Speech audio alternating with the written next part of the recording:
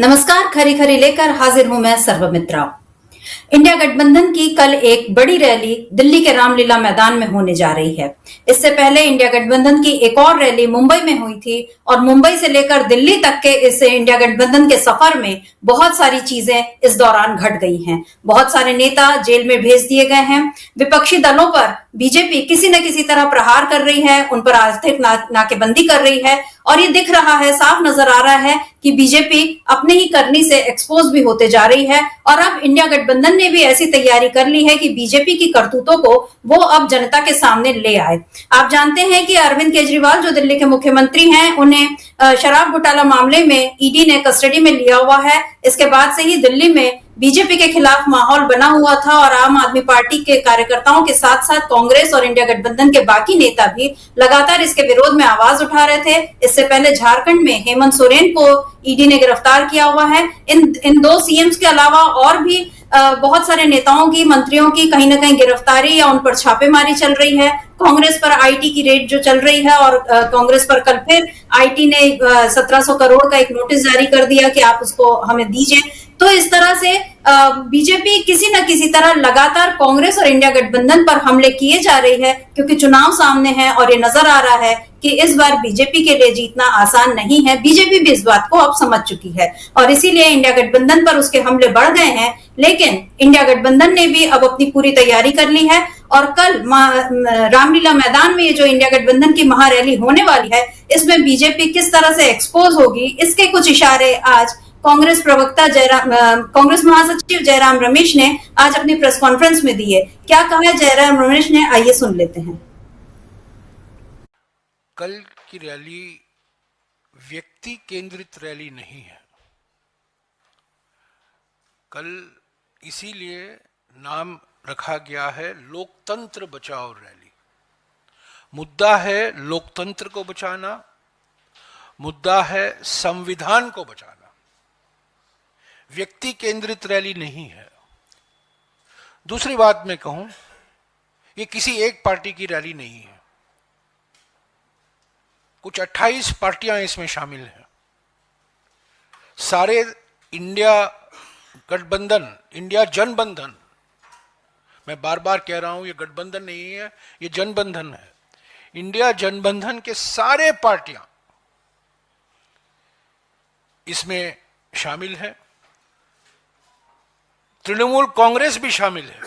हालांकि हमारा seat sharing formula नहीं हो पाया पश्चिम बंगाल में, फिर भी कल तृणमूल कांग्रेस के वरिष्ठ नेता मौजूद होंगे। तो ये किसी एक पार्टी की रैली नहीं है, ये इंडिया जनबंधन की रैली है। इंडिया जनबंधन की दूसरी रैली है, पहली रैली नहीं है ये। आपको याद होगा मुंबई की शिवाजी पार्क में भारत जोड़ो न्याय यात्रा की समाप्ति के बाद 17 मार्च को इंडिया जनबंधन की एक बहुत बड़ी रैली हुई थी शिवाजी पार्क में और सभी नेता, मुख्यमंत्री, पार्टी के अध्यक्ष, सभी लोग वहां मौजूद थे और वहां शंखनाद वहां से शुरू हुआ और आज कल दूसरा शंखनाद होगा रामलीला मैदान से। मुद्दे क्या हैं? सबसे बड़ा मुद्दा, पहला मुद्दा यह है महंगाई, बढ़ती हुई महंगाई। पिछले 45 सालों में सबसे ऊंचा बेरोजगारी का दर और खास तौर से युवा बेरोजगारी का दर, बढ़ती हुई आर्थिक विषमताएं आप देख रहे हैं।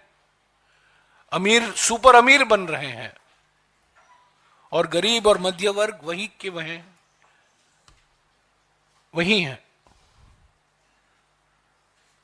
विकास का फायदा कुछ ही लोगों को मिल रहा है, पर विकास की कीमत करोड़ों लोगों को चुकानी पड़ रही है। तो बढ़ती हुई आर्थिक विषमताएं, सामाजिक ध्रुवीकरण,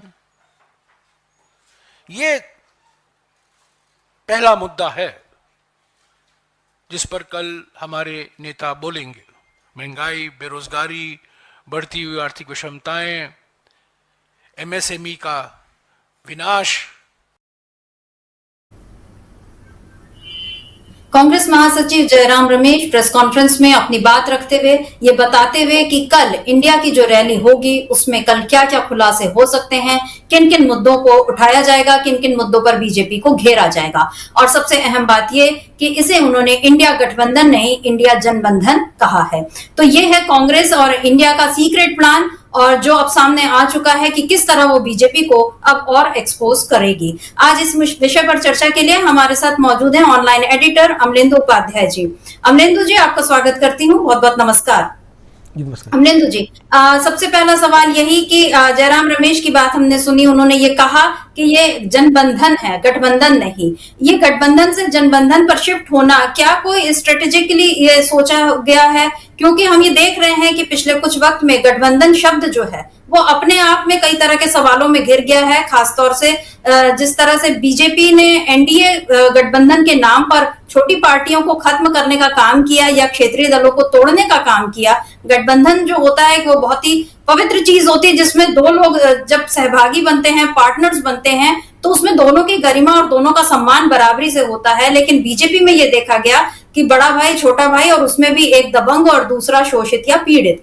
तो यहाँ इंडिया गठबंधन ने जो इंडिया जनबंधन पर ये जो शिफ्ट हो रहे हैं, इसके पीछे क्या सोच है? क्या ये जनता से जुड़ाव, क्योंकि अब बार बार ये कहा जा रहा है कि इस बार के चुनाव बीजेपी बनाम जनतंत्र है, लोकतंत्र है, तो क्या ये इंडिया गठबंधन का ये सीक्रेट प्लान है? इसके जरिए कल क्या कुछ हो सकता है रैली में, और किस तरह से जिन मुद्दों को सामने रखा है, आप देखेंगे कि राहुल गांधी लगातार या कांग्रेस और बाकी लोग भी इसी बात को उठाते रहे हैं कि किस तरह से महंगाई बढ़ी है, कैसे बेरोजगारी बढ़ी है, आर्थिक असमानता पे भी अब जो रिपोर्ट आई है उसमें भी ये कहा गया है कि भारत के 1% लोगों के पास जितनी संपत्ति है उतनी दुनिया भर के लोगों के पास भी नहीं। मतलब उसका एक बहुत वो आंकड़े जो सामने आए हैं वो बहुत ही चौंकाने वाले हैं, आर्थिक असमानता जो बढ़ रही है। तो इन सब को लेकर अभी जो बात हुई है कि वो व्यक्ति केंद्रित नहीं है, कल की रैली मुद्दों पर केंद्रित रहेगी। अभी तक ये हो रहा था कि अरविंद केजरीवाल को लेकर विरोध किया जाएगा, लेकिन अब ये थोड़ा बहुत शिफ्ट होता दिखाई दे रहा है। आप इस पर क्या कहेंगे? कल के बाद किस तरह से देश में चीजें बदलने वाली हैं? अमलेंदु जी।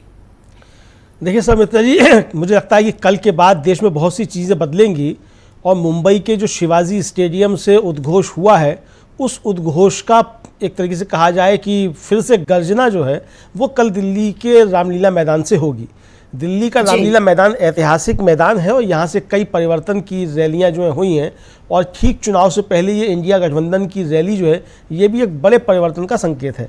आपने भी जिस तरीके से बताया कि भाई गठबंधन की जगह अब जनबंधन जो है वो शब्द का इस्तेमाल जयराम रमेश ने किया।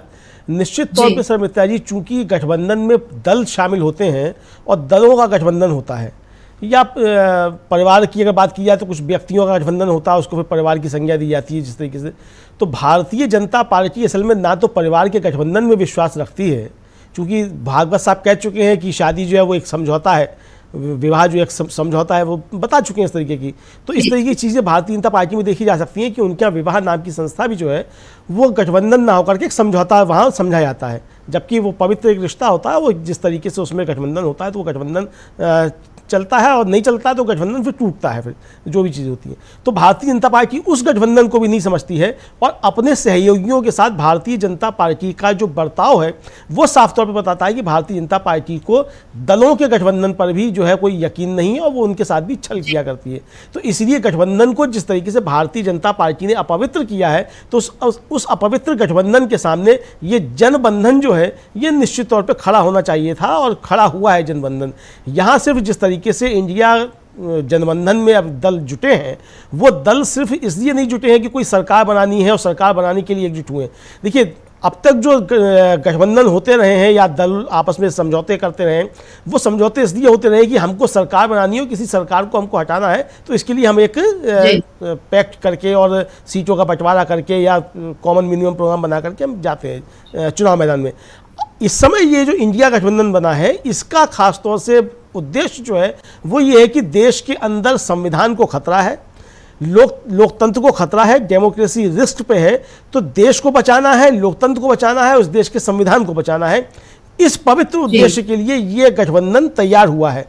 और इस गठबंधन का मुख्य उद्देश्य जो है, कोई मिनिमम कॉमन मिनिमम प्रोग्राम नहीं, कुछ नहीं, एक लक्ष्य सीधा सीधा है कि देश के अंदर लोकतंत्र जिंदा रहे, ताकि ये देश जो है ठीक तरीके से चलता रहे। और जो हमारे आज़ादी की लड़ाई के दौरान हमारे शहीदों ने और बलिदान देने वाले लोगों ने जो सपना देखा था कि भारत किस तरीके से एक समृद्ध देश होगा, किस तरीके से यहाँ लोकतंत्र बनेगा, वो सपना उनका टूटने ना पाए, उस सपने को कोई चोट ना पहुँचे, इस सपने को बचाए रखने के लिए ये गठबंधन तैयार हुआ है। इसी को लेकर के चुनाव के बीच में ये गठबंधन जा रहा है।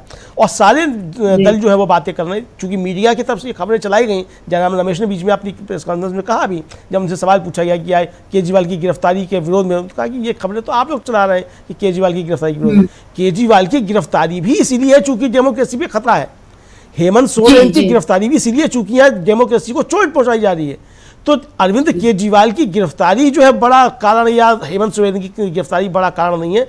बड़ा कारण ये है कि लोकतंत्र पे खतरा है, लोकतंत्र पे हमले हो रहे हैं। और लोकतंत्र पे हमले के तहत अरविंद केजरीवाल, हेमंत सोरेन की या मनीष सिसोदिया की या संजय सिंह की या और सेंथिल बालाजी की जो भी गिरफ्तारियां जिस तरीके से मंत्रियों की गई हैं, ये गिरफ्तारियां की जा रही हैं। आज भी नोटिस दिए गए हैं। कैलाश गहलोत जो दिल्ली के परिवहन मंत्री हैं, उनको नोटिस दिया गया है। जयराम रमेश ने बताया कि कल हमको दिन में नोटिस मिले थे, रात में 2 नोटिस और आ गए हैं। और प्रेस कॉन्फ्रेंस खत्म करेंगे तब तक मालूम पड़ेगा कि और कितने नोटिस आ जाएंगे। तो ये जिस तरीके की कार्रवाइयां चल रही हैं देश के अंदर, ये लोकतंत्र के लिए खतरा पैदा कर रही हैं और लोकतंत्र वास्तव में खतरे में है। तो इस लोकतंत्र को बचाने के लिए जनबंधन है। और जाहिर सी बात है कि कोई दल जो है या कोई गठबंधन वो लोकतंत्र को नहीं बचाएगा, लोकतंत्र को जनता बचाएगी। जनता ही लोकतंत्र की असली मालिक है। तो उस जनता का गठबंधन जो है इस सरकार के खिलाफ है। तो इसलिए जनबंधन शब्द का इस्तेमाल मुझे लगता है किया गया है।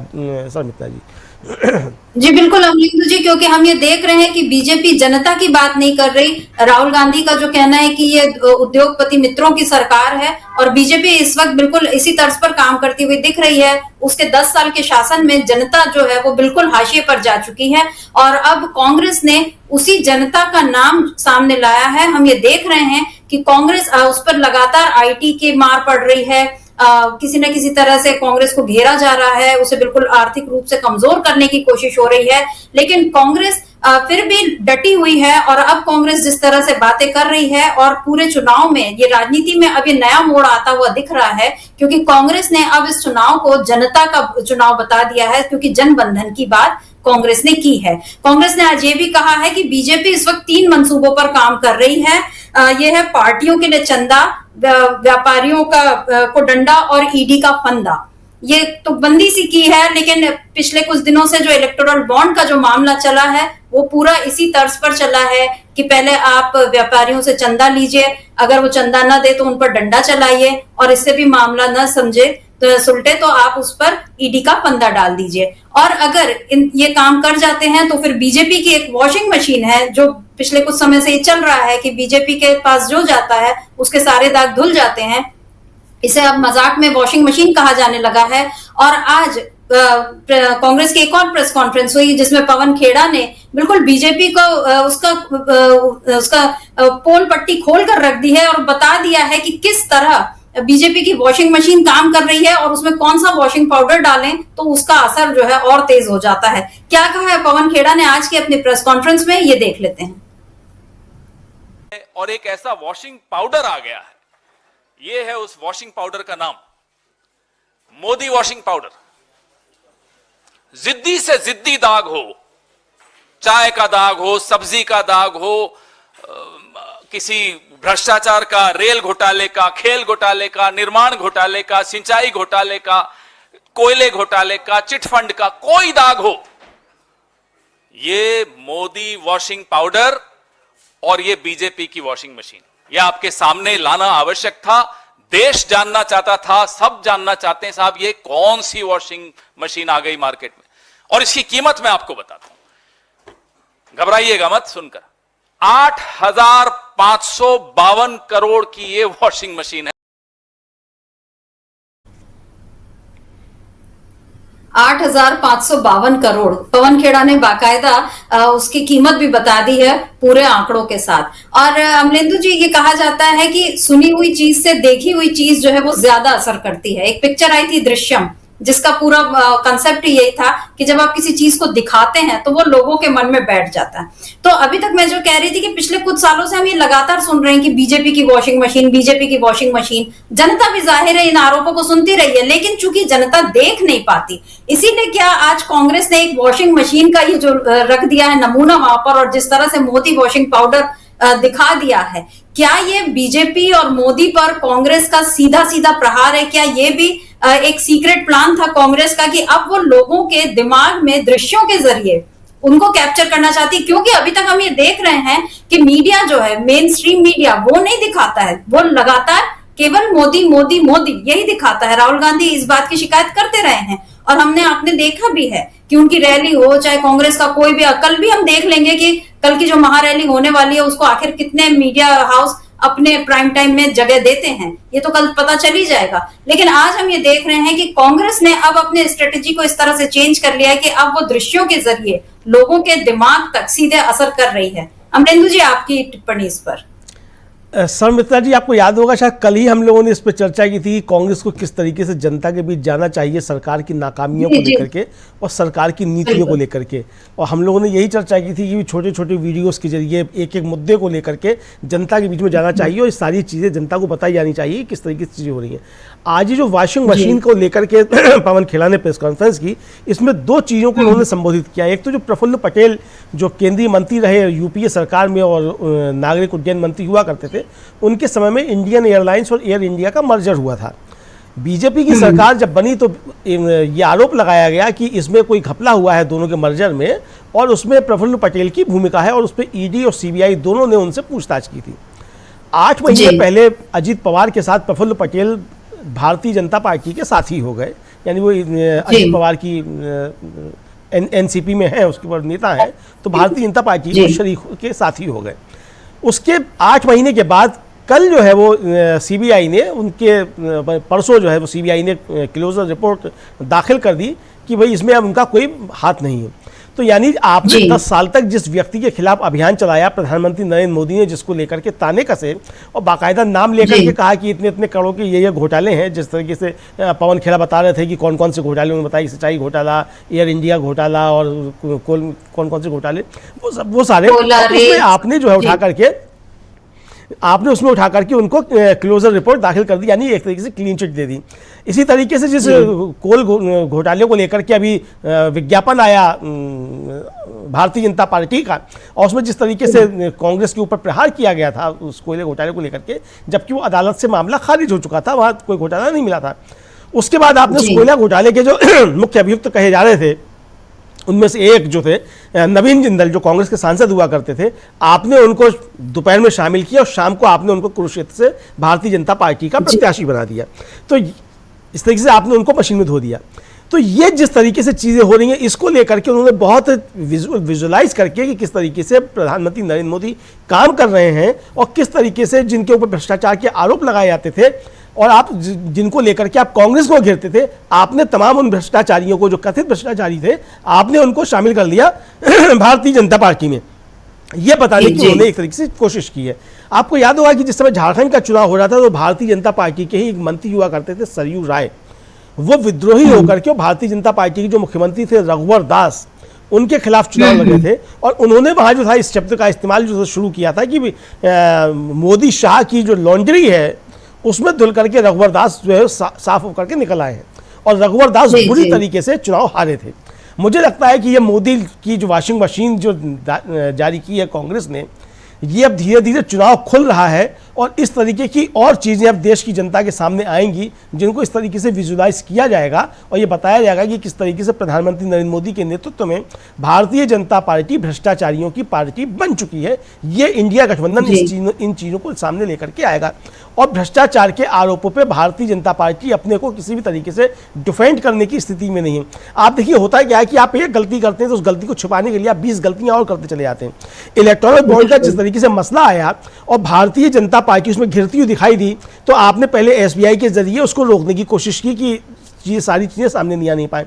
जब सारी चीज़ें सामने आ गई तो 600 वकीलों से आपने एक तरीके से कहा जाए वो चिट्ठी लिखवा दी सीजीआई को, यानी न्यायपालिका के ऊपर आपने दबाव डलवाने का एक तरीके से काम किया। आज जयराम रमेश ने इस बात को लेकर के भी प्रहार किया कि अब क्या सीजीआई को और सुप्रीम कोर्ट को डराने और धमकाने का काम किया जा रहा है वकीलों की चिट्ठी के जरिए, आज ये कहा जयराम रमेश ने तरीके से।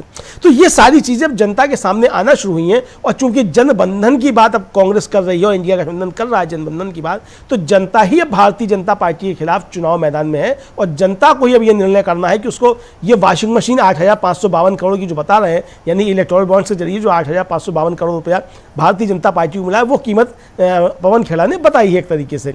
तो ये सारी चीजें जनता के बीच जाएंगी, और मुझे लगता है कि भारतीय जनता पार्टी को इसका खामियाजा निश्चित तौर पर भुगतना पड़ सकता है। समिता जी बिल्कुल अमलेंदु जी, बीजेपी एक्सपोज हो रही है, उसकी सारी परतें खुल रही हैं, ये समझ में आ रहा है। 8,552 करोड़ अगर ये एक अमाउंट पवन खेड़ा बता रहे हैं, तो जनता के दिमाग में भी कहीं ना कहीं ये दर्ज हो रहा है कि हाँ, बीजेपी को इतने हजार करोड़ रुपए गलत तरीके से मिले। गलत इसलिए क्योंकि इलेक्टोरल बॉन्ड को सुप्रीम कोर्ट ने ही गलत ठहरा दिया है, और ये पता चला है कि बीजेपी ने किस चालाकी से चुनाव में ईमानदारी और पारदर्शिता के नाम पर इतनी सारी अकूत संपत्ति जो है, ये इतना पैसा किस तरह से गलत तरीके से इकट्ठा किया। और लेकिन अब ये अगले चुनाव के पहले बीजेपी की पूरी कोशिश थी कि 30 जून तक मामला टल जाए, यानी चुनाव हो जाए और एक बार वो जीत जाए, उसके बाद फिर इस मामले को दबा दिया जाता। उसे बिल्कुल उम्मीद नहीं थी कि सुप्रीम कोर्ट से कोई फैसला उसके खिलाफ इस तरह से आ सकता है। लेकिन अब सुप्रीम कोर्ट के जज को भी धमकाने की जो ये बीजेपी की कोशिश है, वो भी अब एक्सपोज हो चुकी है, सामने आ चुकी है। पवन खेड़ा ने आज जो प्रफुल्ल पटेल पर क्या कहा और किस तरह से उन्होंने ये कहा कि प्रधानमंत्री मोदी को अब देश से माफी मांगनी चाहिए, उसको भी हम सुन लेते हैं, फिर इस चर्चा को आगे बढ़ाते हैं। आज की प्रेस वार्ता से पहले एक खबर छपी कि श्री प्रफुल्ल पटेल के खिलाफ सीबीआई ने मामला बंद कर दिया। आज से कुछ महीनों पहले प्रफुल्ल पटेल जी ने एनसीपी को तोड़ा, भाजपा के इस वॉशिंग मशीन के गठबंधन में शामिल हुए, इस वॉशिंग मशीन के अंदर गए और बाहर यूं निकल कर आ गए। ये प्रफुल्ल पटेल जी के साथ हुआ। ऐसे 21 उदाहरण हैं, अभी आपको मैं प्रेस रिलीज में दे रहा हूं। 21 उदाहरण। हिमंता बिस्वा शर्मा है, उसमें नारायण राणे है, उसमें अजीत पवार है, उसमें हसन मुशर्रफ है, उसमें छगन भुजबल है, उसमें अब अशोक चौहान जी भी उसमें। और आपको मैं एक एनेक्सर दिखाऊंगा। ये भाजपा ने आरोप प्रफुल्ल पटेल पर लगाए थे, ये देखिए। ये क्या आरोप थे? ये आरोप थे कि एयर इंडिया को लीज पर हवाई जहाज लेने की कोई जरूरत नहीं थी, लेकिन प्रफुल्ल पटेल जी ने, मंत्री जी ने जबरदस्ती फाइल मूव की और लीज पर, पट्टे पर हवाई जहाज लिए, जिससे 3,000 करोड़ से ऊपर का नुकसान हुआ। और वो पैसा आरोप लगाया गया कि हमें मिला यूपीए की सरकार में। हमने उस वक्त सीएजी, क्या नाम है उनका, आजकल तो सीएजी के नाम भी लोगों को याद नहीं रहते, लेकिन उस वक्त के सीएजी का नाम तो सबको याद है, विनोद राय। कठपुतली थे, डोर जिसके हाथ में थी आज वो सत्ता में है। तो सीएजी ने अनाप शनाप लंबी चौड़ी उसमें टिप्पणियां की, आप लोगों ने खूब चलाई वो टिप्पणियां, और उन सब रिपोर्ट्स का लाभ लेते हुए आज नरेंद्र मोदी जी इसके ऊपर सवार होकर बैठे। या तो प्रफुल्ल पटेल जी ने भ्रष्टाचार नहीं किया, और अगर नहीं किया तो ये आरोप झूठे थे।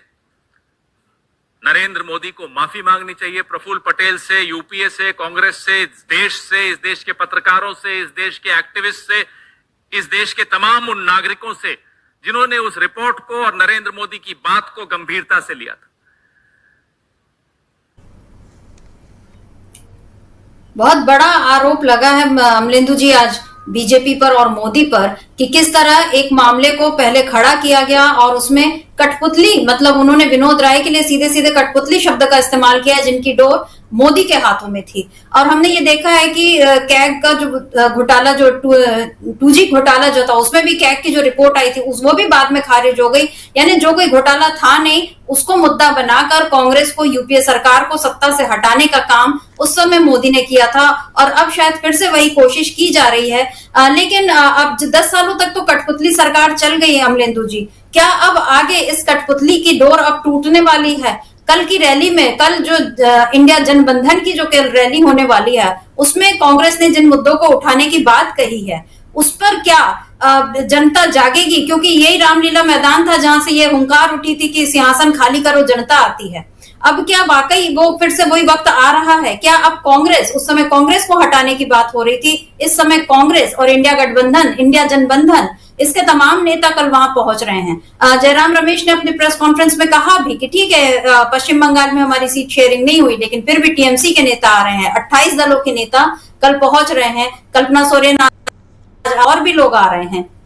ये सारे नेता कल जब मिलकर एक सुर में बीजेपी के खिलाफ आवाज उठाएंगे, तो क्या उसकी गूंज अब पूरे देश में पहुंचेगी अमलेंदु जी? देखिए, निश्चित तौर पे पहुंचेगी। और जैसा कि जयराम रमेश ने कहा भी कि जो मुंबई की रैली थी वो इंडिया गठबंधन की पहली रैली थी, उसमें तमाम दलों के नेता शामिल हुए थे इंडिया गठबंधन के। अब जो ये कल रैली हो रही है इंडिया गठबंधन की रामलीला मैदान में दिल्ली के, इसमें भी 28 दलों के नेता शामिल हो रहे हैं इंडिया गठबंधन के पूरे। तो ये संदेश तो पूरे देश में जाएगा। रैली भले ही दिल्ली में हो रही है, लेकिन चूंकि ये संयुक्त रैली हो रही है और यहाँ से इंडिया गठबंधन का क्या प्रोग्राम है और किस तरीके से आगे इस सरकार के खिलाफ इंडिया गठबंधन के मुद्दे हैं, वो सारी बातें यहाँ से कही जाएंगी और यहाँ से जनता को बताया जाएगा, देश को संदेश पहुँचाया जाएगा। जाहिर सी बात है कि आपने भी कहा कि जो तथाकथित मुख्यधारा का मीडिया है वो इसको नहीं दिखाएगा कि इस रैली का संदेश क्या है या रैली क्या है, लेकिन संदेश जनता तक जाएगा जरूर। चूंकि अब चीज़ें केवल अकेले मीडिया के हाथ में नहीं रह गई हैं, बहुत से और भी चैनल्स हैं। मीडिया हालांकि एक बड़ा उसमें टूल है, निश्चित तौर पे समझा जा सकता है, बड़ा टूल है वो सरकार के लिए, खासतौर से भारतीय जनता पार्टी के लिए माहौल बनाने के लिए काम करता रहता है। लेकिन वो माहौल कितना काम कर पाएगा आगे चल के, ये देखना होगा। चूंकि अब दूसरे चैनल्स भी और हैं, दूसरे माध्यम और हैं जिनके जरिए माहौल अब बनता है। तो माहौल अब चूंकि जनता के बीच बन रहा है और जनता इस बात को समझ रही है। देखिए, आप किसी भी राह चलते आदमी से बात कर लीजिए, वो सीधे सीधे छूटते ही कहता है कि ये मीडिया जो है ये तो सिर्फ भारतीय जनता पार्टी की ही चिरौरी करता है, उन्हीं का सारा कार्यक्रम चलाता है, दिन भर इसके उस पर वही कार्यक्रम चलते हैं। ये बात आम आदमी की समझ में अच्छे तरीके से आने लगी है। तो वो मीडिया अब उस तरीके से माहौल बनाने की स्थिति में नहीं है। दूसरे तरीकों से जो बात जनता के बीच तक पहुंच रही है, वो जनता के बीच बातें पहुंच रही हैं और जनता इस बात को अच्छी तरीके से समझ रही है कि किस तरीके से उसकी रोटी छीनी जा रही है, उसके रोजगार के साधन छीने जा रहे हैं, उसकी संपत्तियां छीनी जा रही हैं, किस तरीके से सब सरकार काम कर रही है। और सरकार के जो मित्र हैं पूंजीपति, उनकी संपत्तियां दिन रात दुगनी चौगनी बढ़ रही है। उस जिस कोरोना पीरियड में जब देश के अंदर कोई काम नहीं चल रहे थे, लोगों की आमदनियां खत्म हो गई, लोग संघर्ष कर रहे थे, इलाज कराने के लिए पैसा नहीं था, ऐसे समय में प्रधानमंत्री के मित्रों की, भारतीय जनता पार्टी के मित्रों की पूंजियां जो थी वो हर रोज जो थी वो कई हजार करोड़ तक बढ़ रही थी। ये इस देश ने देखा है। आपने जिस जिक्र किया रिपोर्ट का कि किस तरीके से रिपोर्ट आई है कि 1% लोगों के पास जो है वो इस देश की लगभग 74% संपत्ति 1% लोगों के पास में है। अब उन 1% लोगों में 1% लोग जो है वो भारतीय जनता पार्टी के समर्थक हैं और प्रधानमंत्री नरेंद्र मोदी के मित्र समझे जा सकते हैं कि वो लिस्ट सामने निकल करके आ जाए किस तरीके से है। तो ये चीज़ें अब जनता के बीच जा रही हैं कि हमारी तो रोजी रोटी के लाले पड़े हुए हैं, महंगाई बढ़ रही है, रोजगार नहीं मिल रहा है, रोजगार के जो अवसर थे वो छीने जा रहे हैं, नौकरियां समाप्त की जा रही हैं। प्रधानमंत्री के मित्रों की, भारतीय जनता पार्टी के मित्रों की पूंजी है जो वो लगातार बढ़ रही है। तो ये सवाल अब जनता के बीच में है। तो भारतीय जनता पार्टी एक तरीके से कहा जाए इसको एक्सपोज हो गई है। आज जिस तरीके से इंडिया गठबंधन की तीन प्रेस कॉन्फ्रेंस हुई हैं, कांग्रेस की 2 प्रेस कॉन्फ्रेंस हुई है और एक आम आदमी पार्टी की भी प्रेस कॉन्फ्रेंस हुई है, और उसमें आतिशी थी, सौरभ भारद्वाज थे, और आतिशी ने कहा भी कि आज उनको आया है, कैलाश गहलोत को आया है, कल को हमको भी आ सकता है, सौरभ भारद्वाज को भी आ सकता है। यानी जब तक चुनाव रहेगा तब तक ये नोटिस इस तरीके से आते रहेंगे। तो देश भी ये समझ रहा है कि भारतीय जनता पार्टी चूंकि ये समझ नहीं पा रही है कि उसकी सरकार बन रही है, तो इन एजेंसीज के जरिए जो उसके कब्जे में हो, जहां उसने अपने अधिकारियों को बार बार एक्सटेंशन दे करके बैठाया हुआ है, उनके जरिए भारतीय जनता पार्टी चुनाव लड़ रही है। ये देश अब अच्छे तरीके से समझ रहा है कि भारतीय जनता पार्टी के पास चुनाव लड़ने का जो साधन है वो ईडी, आईटी और इस तरीके की एजेंसियां, ये इनके भरोसे भारतीय जनता पार्टी चुनाव लड़ रही है, जनता के भरोसे भारतीय जनता पार्टी चुनाव नहीं लड़ रही है। और एक तरीके से अगर कहा जाए तो भारतीय जनता पार्टी सीधे सीधे जनता को ही चुनौती दे रही है कि तुम हमें हरा दो, हम तो अपनी सरकार इस जरिए बना सकते हैं। तो अब ये जनता के ऊपर है कि जनता जो है वो भारतीय जनता पार्टी की चुनौती को स्वीकार करे और उसे बताए कि जनता ही लोकतंत्र में सर्वोपरि है और भारत का लोकतंत्र किसी भी तरीके से कमजोर नहीं होने पाएगा और जनता ही इस लोकतंत्र की रक्षा करेगी। मित्रा जी, बिल्कुल, अब सारी जिम्मेदारी जो अब जनता पर आ गई है, क्योंकि सवाल उसी के जीने और मरने का है। हमने जिस रिपोर्ट की आप बात कर रहे हैं और हम चर्चा कर रहे थे कि विश्व असमानता डेटाबेस, इसका ये जो एक पेपर नया आया है उसमें ये बताया गया है कि 1% लोगों के पास इस देश की आधे से अधिक संपत्ति है। और जो हम ये देख रहे हैं कि ये 1% लोग, जैसा आपने भी कहा कि ये मोदी और बीजेपी के ही करीबी लोग हैं और इन्हीं से वो 8,052 करोड़ रुपए जो हैं बीजेपी को मिले हैं, जबकि जनता को मिल रहे हैं 81 करोड़ लोगों को मिल रहा है 5 किलो अनाज। तो ये आर्थिक असमानता, इसका शिकार जनता ही हो रही है। राहुल गांधी ने भी इस बात को बार बार उठाया है कि आपने उद्योगपति मित्रों के तो 68,000 करोड़ का लोन माफ कर दिया, लेकिन किसानों का लोन माफ करने की बारी आती है या मजदूरों को राहत देने की बात आती है या अग्निवीरों की सैलरी बढ़ाने की बात आती है या पुरानी पेंशन की जब बात आती है तो आप कह देते हैं कि खजाना खाली है। अभी भी निर्मला सीतारमण ने अपने पिछले बार इन्होंने जो बजट पेश किया था उसमें उन्होंने ये कहा था कि अब वो फिर से 14 लाख करोड़ से अधिक का कर्ज लेने पर विचार कर रही है सरकार, क्योंकि देश में अभी जो हमारे पास राजकोष है वो खाली हो गया है। यानी पहले से जो 200 लाख करोड़ से अधिक का कर्ज है देश पर, अब उस पर और बीजेपी कर्ज लादने की कोशिश कर रही है। आज प्रियंका गांधी ने भी इस पर सवाल उठाए हैं कि आप जो इतने लाखों करोड़ों का कर्ज ले रहे हैं, आखिर इसका भुगतान कौन करेगा? जनता करेगी, क्योंकि हमारे टैक्स से ही आखिर कहीं ना कहीं ये कर्ज चुकाया जाएगा। और दूसरी बात, जो इतना धन लिया है तो आखिर वो खर्च कहाँ हुआ, वो दिखाई क्यों नहीं देता? जयराम रमेश ने ये जो कहा कि विकास की कीमत बहुत सारे करोड़ों लोगों को चुकानी पड़ रही है, लेकिन उसका लाभ मिल रहा है केवल कुछ लोगों को, कुछ लोगों के हाथ में देश की सार्वजनिक संपत्ति जा रही है। और अब जनता इस बात को समझने लगी है। आप देखिए अमलेंदु जी, 2018-19 से इलेक्टोरल बॉन्ड का मामला चल रहा है। राहुल गांधी ने पहले भी इसे रिश्वत ही करार दिया था, लेकिन तब इस मामले ने उतना तूल नहीं पकड़ा था। लेकिन कुछ लोग हैं जो लगे रहे और आरटीआई लगाते रहे और इस मामले पर याचिका दायर करते रहे, और तब जाकर सुप्रीम कोर्ट में ये बात सामने आई। और फिर बीजेपी का सारा खेल जब सामने आ गया तो अब शायद जनता तक ये मैसेज पहुंच चुका है कि अब ये दिख रहा है कि बीजेपी जिस सबका साथ सबका विकास की बात करती रही है, नरेंद्र मोदी जो मैं भी मोदी का परिवार बनाकर पूरे देश के लोगों को अपना परिवार बता रहे हैं, बार बार ये कहते हैं कि मेरे को 140 करोड़ लोगों के लिए काम करना है इसलिए मैं थकता नहीं। उनसे सवाल भी ऐसे ही पूछे जाते हैं कि आप थकते क्यों नहीं, आप कौन सा टॉनिक लेते हैं, आप आराम कैसे करते हैं। उनसे कभी ये सवाल नहीं पूछा जाता कि आप आखिर जनता के लिए काम क्यों नहीं करते हैं। आप समुद्र के नीचे जाकर पूजा कर लीजिए या किसी गुफा में बैठकर तपस्या कर लीजिए, लेकिन आपका असली काम जो है आप उस काम को करते हुए क्यों नहीं दिखाई देते, ये एक सबसे बड़ा सवाल है। कल क्या अमलेंदु जी इंडिया जनबंधन की इस रैली में इस सवाल को उठाया जाएगा और क्या बीजेपी को कल पूरी तरह से एक्सपोज कर दिया जाएगा? निश्चित तौर पे शर्मिष्ठा जी, चूंकि चुनाव शुरू हो चुका है, चुनाव धीरे धीरे अब खुलना शुरू हो गया है, तो अब ये मौका यहाँ से जो प्रहार शुरू होंगे फिर ये पूरे चुनाव भर प्रहार चलते रहेंगे सरकार के ऊपर इंडिया गठबंधन की तरफ से। और इस रैली के जरिए ये मुद्दे उठाए जाएंगे कि क्या क्या भारतीय जनता पार्टी की कमियां नहीं है, किस तरीके से भारतीय जनता पार्टी ने देश की अर्थव्यवस्था को खोखला किया है, मोदी सरकार ने किस तरीके से रोजी रोटी रोजगार पर हमले किए हैं, किस तरीके से शिक्षा को महंगा किया है, किस तरीके से नौजवानों की नौकरियां छीनी है। ये सारी चीजें कल मुझे लगता है कि इंडिया गठबंधन के लोग वहां से इस बात को बताएंगे और ये भी बताएंगे कि भारतीय जनता पार्टी किस तरीके से देश के संविधान को और इस देश के लोकतंत्र को चौपट करना चाहती है और इस देश को एक तानाशाही राष्ट्र में बदलना चाहती है। क्योंकि अभी नारे भी दिए गए हैं कि तानाशाही हटाओ, किस तरीके इस तरीके सब चीजें सब सामने आ रही हैं। तो ये जो सारी बातें हो रही हैं, और आप देखिए कि ये मुझे लगता है कि 70 सालों में शायद पहली बार हो रहा है कि यूनाइटेड नेशंस भी भारत के आंतरिक मसलों में एक तरीके से कहा जाए वो हस्तक्षेप कर रहा है। रूप में अमेरिका और जर्मनी जो है वो भारत के आंतरिक मसलों में एक तरीके से कहा जाए वो हस्तक्षेप कर रहे हैं और यहाँ जो चीज़ें चल रही हैं उसको लेकर के चिंताएं व्यक्त की जा रही हैं। यानी कि जो मदर ऑफ डेमोक्रेसी प्रधानमंत्री जिसको बार बार कहते हैं कि भारत मदर ऑफ डेमोक्रेसी है, उस मदर ऑफ डेमोक्रेसी के राष्ट्र में चुनाव ठीक तरीके से होगा कि नहीं होगा, इसको लेकर के संयुक्त राष्ट्र अपनी चिंता व्यक्त कर रहा है। यानी कि हम किस दिशा में बढ़ते जा रहे हैं।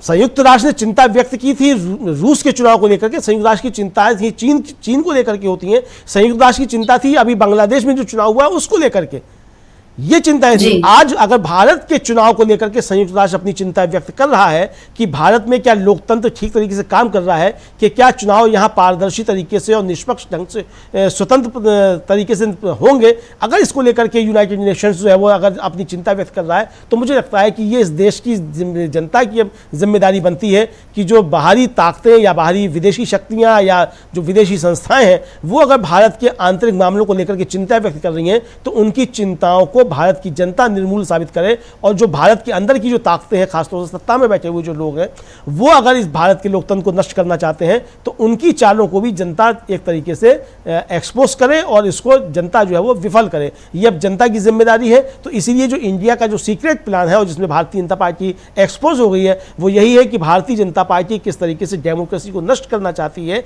और चाहे वो अरविंद केजरीवाल की गिरफ्तारी हो, चाहे वो हेमंत सोरेन की गिरफ्तारी हो, चाहे कांग्रेस के खाते सीज करने का मामला हो। आज कम्युनिस्ट पार्टी ऑफ इंडिया जो उसको भी बताया जाता है कि आईटी का नोटिस पहुंच गया है, यानी अन्य दलों के पास जो इस तरीके के नोटिस पहुंचेंगे। ये साफ तौर पे इशारा करते हैं कि भारतीय जनता पार्टी मुद्दों के आधार पे चुनाव जीतने की स्थिति में, चुनाव लड़ने की स्थिति में नहीं है। भारतीय जनता पार्टी के पास मुद्दों का अकाल है। भारतीय जनता पार्टी के पास ये बताने के लिए नहीं है कि 10 सालों के अंदर मोदी सरकार ने इस देश के लिए क्या काम किए हैं। इसीलिए भारतीय जनता पार्टी विरोधी दलों को, खासतौर से इंडिया गठबंधन के दल जो है, उनके ऊपर इस तरीके की सर्जिकल स्ट्राइक करके ईडी, आईटी और तमाम एजेंसियों के जरिए जो है वो उनकी कमर तोड़ करके जो है वो ये चाहती है कि भारतीय जनता पार्टी किसी तरीके से चुनाव जीत जाए। और इसीलिए विदेशी ताकतें जो है भारत के लोकतंत्र को लेकर के अपनी चिंताएं व्यक्त कर रही हैं। भारतीय जनता पार्टी निश्चित तौर पर बेनकाब हो चुकी है और कल की इंडिया गठबंधन की रैली से और भी बेनकाब होगी। शर्मिष्ठा जी।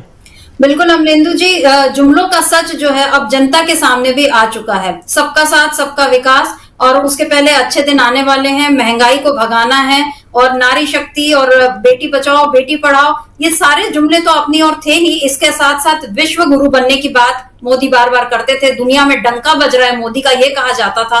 और हमने देखा है कि मोदी जब कभी विदेश यात्रा पर जाते थे तो बीजेपी और आरएसएस के फंड से वहां पर लोगों को इकट्ठा करके मोदी मोदी के नारे लगवाए जाते थे, और फिर यही प्रचार किया जाता था कि देखो दुनिया भर के लोग मोदी को कितना पसंद कर रहे हैं और भारत की ताकत कैसे बढ़ रही है। खुद मोदी का ये कहना था कि 2014 से पहले तो लोग शर्म से कहते थे कि मैं भारत में पैदा हुआ हूं, लेकिन अब जो है वो गर्व का विषय बन गया है। जबकि हमारी पासपोर्ट रैंकिंग से लेकर तमाम रैंकिंग हमारी गिरती गई।